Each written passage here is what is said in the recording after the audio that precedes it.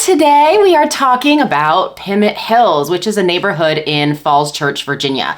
It is a census designated place with CDP inside the beltway that for many decades had kind of seen better days. Development really began here in the 1950s, and it was a community created for the World War II and Korean War vets who were coming back to have places to live. And it was a neighborhood of mostly 3-bedroom, 1-bath, ranch and rambler style homes.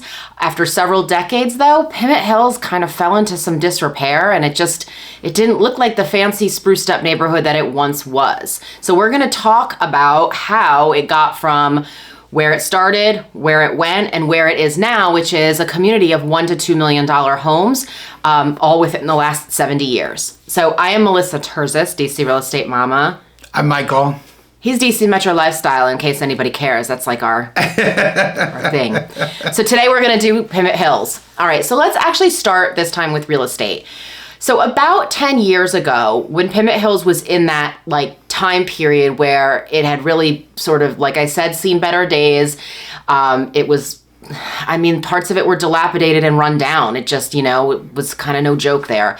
Developers and flippers arrived, and they arrived with a vengeance because the location inside the beltway just could not be beat. You're close to Tysons, you're inside 495 and 66, the Dulles Toll Road, everything's right there. So it was this one little neighborhood where all of a sudden it was like all eyes turned and they were like, wait a minute, Pimmit Hills. 1/4-acre lots, these were great. They presented themselves as great houses to be torn down.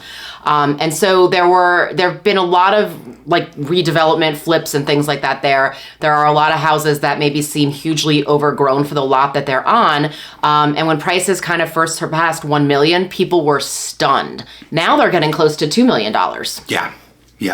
I recently showed 2 at 1.9. Yeah.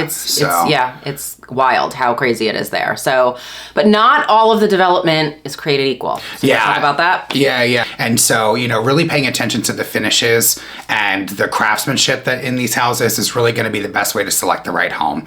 You really don't want to go in and buy something that looks a hot mess because you're buying at a premium. And right.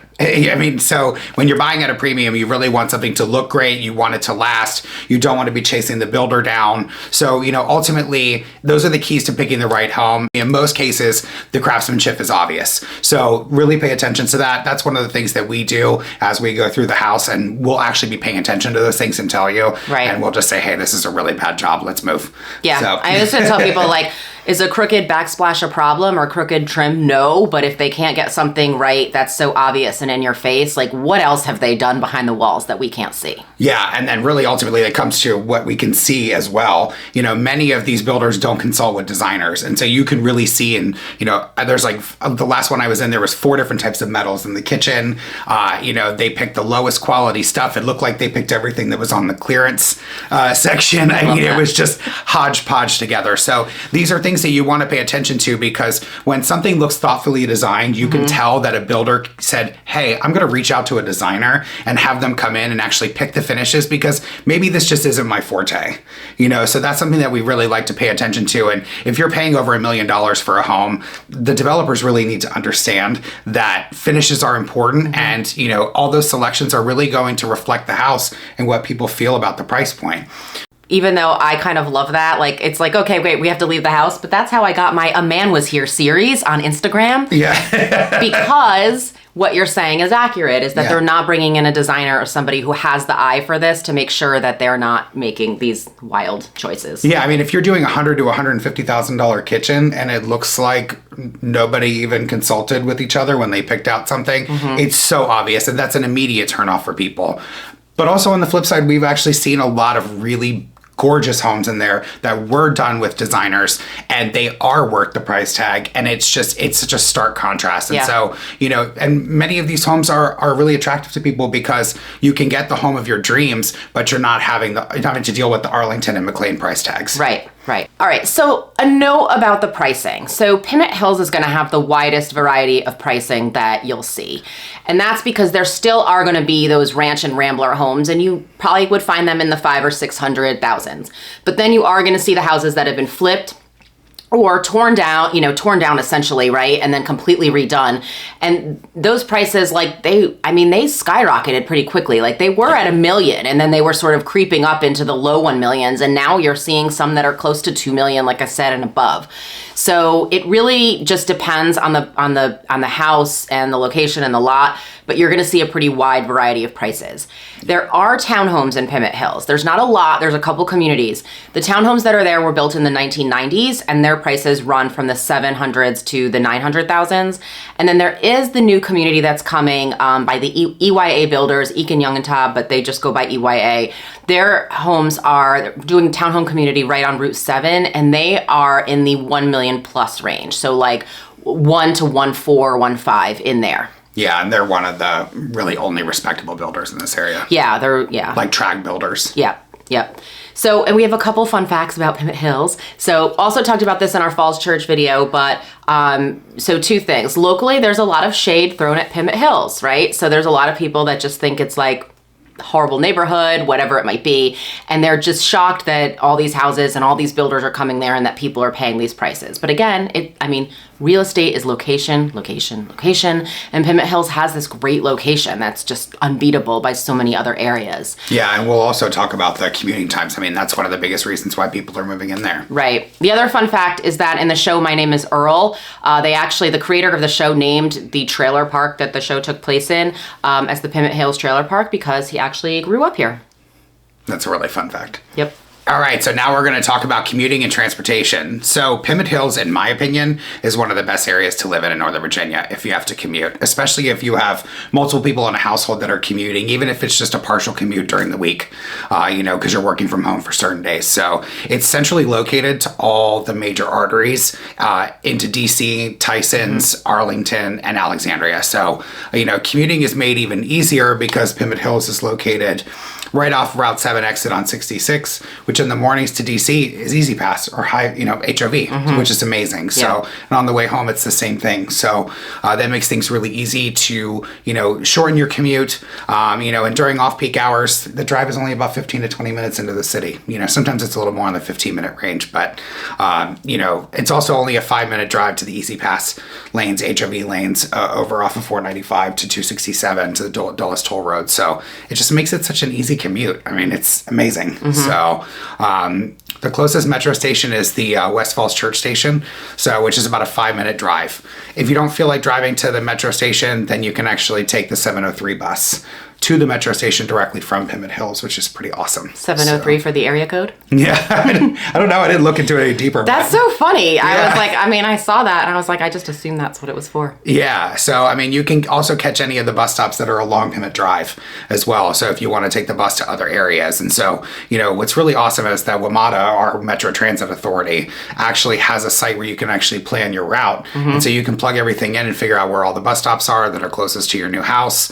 You can do that. A lot of my clients have been using WMATA, their website, recently just to look at commutes everywhere where they're going. So, I think that's a really easy way to determine what your commute's going to look like. So you kind of have a little bit more disclosure ahead of time before writing a contract.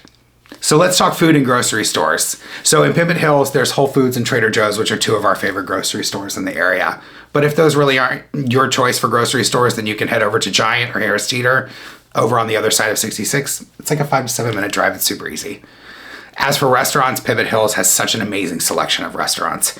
So my personal favorite is Tysons. The quality is unmatched, and it actually focuses on Thai street food, which I absolutely love. Other great restaurants in the area also include, which I love, Taco Bamba, Tame Mediterranean Kitchen. Who doesn't love donuts at Astro Donuts and fried chicken, which is 2 of my favorite things in the world. Bing and Bao, Chinese street food and boba. Definitely check it out. It's really fantastic. And then a good neighborhood staple is the Idlewood Grill and Wine Bar, which gets really high ratings. It's a nice little, casual place to get some really good wine. And then one of Melissa's favorites, Noodles and Company. I'm a simple girl. And their Rice Krispie treats are unmatched. Yeah. The best. And the wonderful thing about Pimmit Hills is that it's close to Tysons, and it's only a short drive into Falls Church, downtown Falls Church. So you can take advantage of the restaurant scene that's all throughout those two areas, and you can also get into Arlington really easily. And so, I think it's a really great place to, be able to just get whatever you want. And the great thing is that most of these places actually in Tysons and in Falls Church will actually deliver to Pimmit Hills.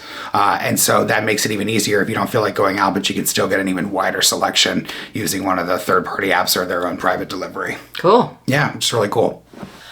All right, now let's do schools for the kiddos. So the neighborhood actually splits pretty evenly between two elementary schools. You have Westgate Elementary School and then you have Lemon Road Elementary School. So depending on where you live is going to determine which one you go to. Both schools serve pre-K all the way through 6th grade, which is slightly different than a lot of the middle school or a lot of elementary schools that we see in Fairfax County. But there are some that go to 6th and these two schools do as well. They both also offer what they call level 4 academics, which is essentially they take the kids that are from grades 3 forward in the 4 core subjects and they have advanced options for them, which is great because a lot of times parents are kind of asking for that because they're seeing that their kids may have an inclination toward science or math and they want to kind of put them into something a little bit more advanced. So those schools offer that as well. Kilmer Middle School serves just grades 7 through 8. The Advanced Academics program continues here as well through 8th grade and is available there. And then you've got Marshall High School, which serves 9th through 12th grades. They have an International Baccalaureate program, and they also have the Marshall STEM Academy, which is kind of like a school within a school, but they offer all sorts of career and tech options. And there's not just kids from Marshall that can go there. There's a bunch of other high schools that have the option to potentially go to the STEM Academy. So it sort of really does make like a kind of school within the school, which is a pretty neat option. I think that's really cool. Yeah. So for all things Pimmit Hills, you should definitely check out the Pimmit Hills Citizens Association website because it is a wealth of information and a great place to stay connected to the neighborhood. So that is that. I am Melissa Tersis. This is Michael Sheridan. And that is our video on Pimmit Hills. Our contact info is coming next.